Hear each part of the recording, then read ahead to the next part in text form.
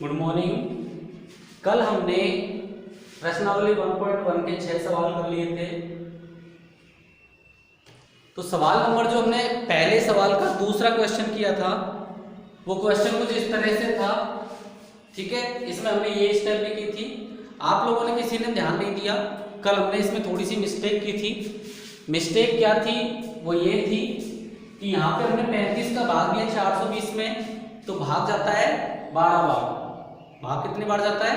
12 बार। अब 12 को यदि हम 6 से गुणा करते तो हमारे पास आता है 12 छक्की 72। कितना आता है? 72। लेकिन गलती से हम लोगों ने कल यहाँ पे कितना लिख दिया था?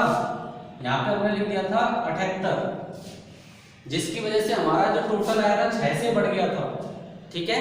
तो इसको करेक्शन कर लीजिए। ये यहाँ पे कितना आएगा? 72 आएगा।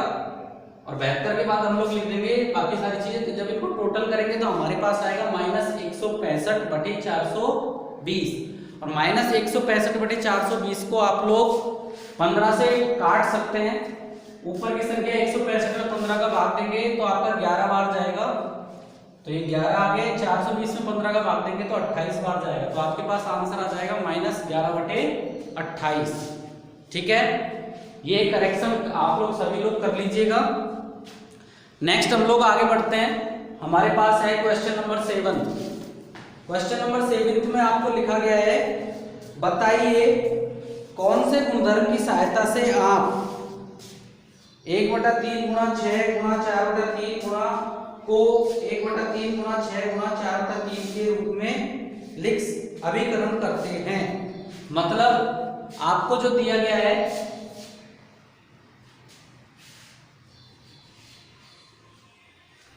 वो ऐसा दिया गया है 7th क्वेश्चन में 1/3 गुणा 6 गुणा 4/3, और इसको चेंज करना है हमको 1/3 गुणा 6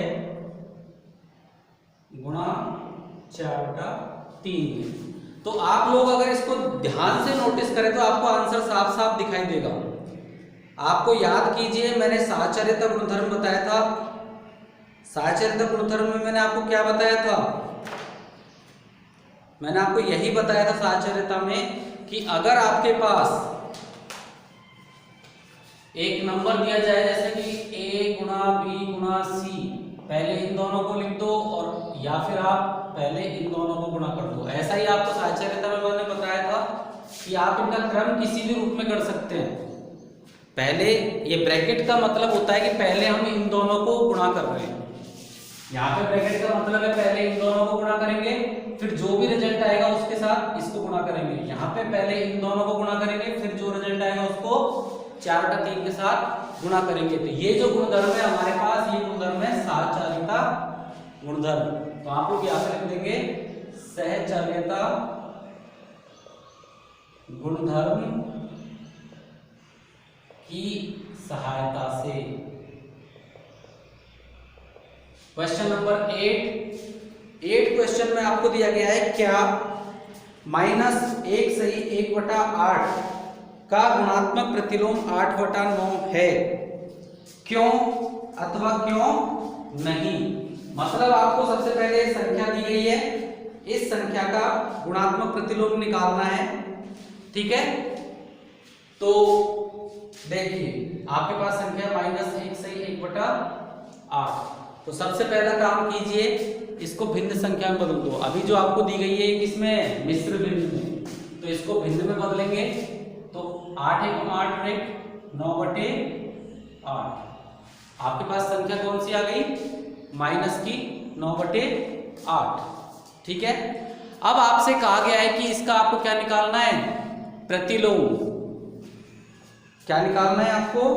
गुणात्मक प्रतिलोम। तो गुणात्मक जो प्रतिलोम होता है वो मैंने आपको क्या बता रखा है? गुणात्मक प्रतिलोम क्या बता रखा है मैंने को? ऐसी संख्या से इसको गुणा करेंगे जिससे गुणा करने पर ये संख्या किसमें बदल जाएगी? 1 में। या फिर मैंने उल्टे शब्दों में आपको ऐसा भी कह रखा है कि इसको अंश और हर को एक्सचेंज कर दीजिए। अंश और हर को क्या कर दीजिए आप लोग? एक्सचेंज कर दीजिए। तो आपके पास इसका क्या आ जाएगा? गुणात्मक प्रतिलोम बराबर आ जाएगा -8/9। जबकि आपको दिया गया है कि 8/9 प्रतिलोम है क्या, तो आप इसका आंसर लिख देंगे अतः 8/9 इसका प्रतिलोम नहीं है। 8/9 इसका प्रतिलोम नहीं है। क्यों नहीं है? तो आप लिखेंगे क्योंकि दोनों का गुणनफल 1 नहीं है। यही कंडीशन थी गुणात्मक प्रतिलोम के लिए हमारे पास कि जब भी आप दोनों को गुणा करेंगे तो उनका आंसर क्या आना चाहिए? 1। अगर आप 8/9 को और इस -9/8 को गुणा करेंगे तो आपके पास 1 नहीं आएगा, आपके पास आएगा -1। इसलिए यह गुणात्मक प्रतिलोम नहीं है। क्लियर हो गया सबको? ठीक है। तो अब आपके पास नेक्स्ट क्वेश्चन है 9th क्वेश्चन में आपको क्या दिया गया है? क्या 3 सही 1/3 3 सही 1/3 का गुणात्मक प्रतिलोम 0.3 है? इसका गुणात्मक प्रतिलोम आपको क्या दिया गया है? 0.3। तो पहले तो आप इसको किसमें बदलेंगे? 3 3 9 और 1 10 10/3। अब 10/3 का गुणात्मक प्रतिलोम क्या होगा? गुणात्मक प्रतिलोम बराबर क्या हो जाएगा? 3/10। क्या होगा? 3/10। और इसको हम लोग क्या है दशमलव में बदलेंगे तो क्या लिख सकते हैं? 0.3 लिख सकते हैं, नहीं लिख सकते? लिख सकते हैं। तो यही आपको क्वेश्चन में दिया गया है कि इसका गुणात्मक प्रतिलोम है, क्यों अथवा क्यों नहीं। तो आपसे पूछ रहा है अगर ऐसा है तो क्यों है, तो आप लोग इसका आंसर लिख देंगे हाँ 0.3 इसका गुणात्मक प्रतिलोम है, क्योंकि 0.3 से इस संख्या को गुणा करने पर हमें 1 प्राप्त होता है। या फिर आप ऐसा लिख दीजिए 10/3 गुणा 0.3। तो इसको क्रॉस कर देंगे 1, इसको 10 लग जाएगा, ये 3 से 3, या फिर ऐसे कर दो डायरेक्ट, इसको गुणा कर देंगे 10 3 30 और नीचे भी 10 3 30, इन दोनों को भाग देंगे तो क्या आ गया? 1। तो अतः ये गुणात्मक प्रतिलोम है। क्वेश्चन नंबर 10 जिसमें आपको लिखा गया है लिखिए ऐसी परिमेय संख्या जिसका कोई व्युत्क्रम नहीं है। अब आप ध्यान से सोचिए कि क्या कोई ऐसी संख्या है जिसका व्युत्क्रम प्रेजेंट ही ना हो? हाँ, तो आप लोग थोड़ा सा सोचिए। आपको पता है व्युत्क्रम लिखने के लिए हम लोग क्या करते हैं? अंश को हर लिख देते हैं और हर को अंश लिख देते हैं, यही करते हैं ना हम। तो क्या कोई ऐसी संख्या हो सकती है जिसको हम अंश और हर के रूप में चेंज नहीं कर सकते? हो सकती है।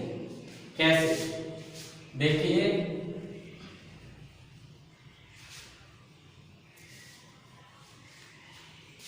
मान लीजिए मेरे पास एक संख्या है 0, तो इसको हम क्या लिखेंगे? 0/1 यही लिखेंगे। इसका व्युत्क्रम क्या होगा? 1/0, जो कि पॉसिबल नहीं है। तो आप क्या लिखेंगे? यह संभव नहीं है। अतः 0 का कोई व्युत्क्रम नहीं होता है। समझ गए? क्योंकि 0/1 क्या हो, 1/0 क्या होता है? मैंने आपको बता रखा है अनंत। 0/1 क्या होता है? अनंत। और अनंत आपका वास्तविक संख्याओं में काउंट नहीं होता। इसी का सेकंड क्वेश्चन है परिमेय संख्याएं जो अपने व्युत्क्रम के समान है। ऐसी परिमेय संख्याएं जो अपने व्युत्क्रम के समान है, तो बिल्कुल है। अगर मान लो आपके पास 1 है तो 1 का व्युत्क्रम क्या होगा? 1 का व्युत्क्रम बराबर 1। क्योंकि आप एक को क्या लिखोगे 1/1 और इसका व्युत्क्रम निकालेंगे तो उल्टा करेंगे तो उल्टा करने में भी 1/1 ही आएगा। ठीक है, तो इसलिए 1 का व्युत्क्रम क्या होता है 1। इसी तरह से -1, -1 का व्युत्क्रम भी क्या होगा -1।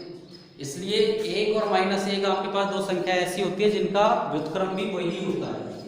तीसरा है परिमेय संख्या जो अपने ऋणात्मक के समान है। ऐसी परिमेय संख्या जिसको अगर नेगेटिव भी कर दे तो वो उतना ही वैल्यू रहती है, उसकी कोई वैल्यू में कोई परिवर्तन नहीं आता। जैसे मान लो आपके पास कोई संख्या है 1 है, अगर मैं इसका नेगेटिव 1 कर देता हूं तो दोनों संख्याओं में कोई अंतर है क्या 1 में और -1 में? बहुत अंतर है। एक संख्या 0 से बड़ी होती है, -1 संख्या 0 से छोटी होती है। तो क्या ऐसी कोई संख्या है जिस पे माइनस लगाने से कोई फर्क नहीं पड़े? है। कौन सी? 0। आप चाहे 0 लिखो चाहे -0 लिखो, उसको कोई फर्क नहीं पड़ता, वो 0 ही कहलाएगा। ठीक है, अब आपके पास है 11th क्वेश्चन, रिक्त स्थानों की पूर्ति करो। शून्य का व्युत्क्रम क्या होता है? शून्य का व्युत्क्रम क्या लिखोगे आप लोग? बताओ जल्दी से, अभी भी बताया मैंने। ठीक है, आप लोग लिख देंगे नहीं, शून्य का व्युत्क्रम नहीं होता। सेकंड, संख्याएं तथा संख्याएं स्वयं के व्युत्क्रम के समान है। कौन कौन सी संख्याएं समान है? 1 व -1। 1 और -1 अपने व्युत्क्रम के समान होती है। -5 का व्युत्क्रम है, -5 का व्युत्क्रम क्या हो जाएगा? -1/5। क्लियर है?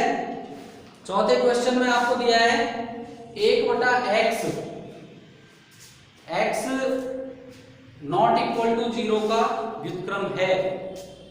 1/x का व्युत्क्रम क्या हो जाएगा?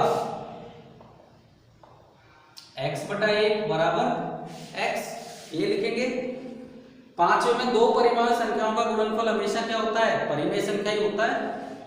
दो परिमेय संख्या कोई भी आप ले लोगे तो उनका गुणनफल हमेशा क्या होगा? परिमेय संख्या ही होगा। तो इसका आंसर क्या हो जाएगा? परिमेय।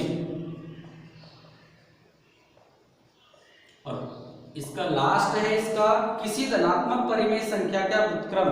अगर कोई भी धनात्मक संख्या है तो उसका व्युत्क्रम करेंगे तो अंश और हर को एक्सचेंज करेंगे, अंश को हर में बदलेंगे, हर को अंश में, तो उससे क्या फर्क पड़ेगा? कोई फर्क नहीं पड़ेगा। संख्या आपकी कैसी रहेगी? धनात्मक ही रहेगी। कैसी रहेगी? धनात्मक। तो इसके साथ आपकी एक्सरसाइज नंबर 1.1 कंप्लीट हो जाती है। ठीक है, नेक्स्ट आगे का हम कल पढ़ेंगे। Thank you.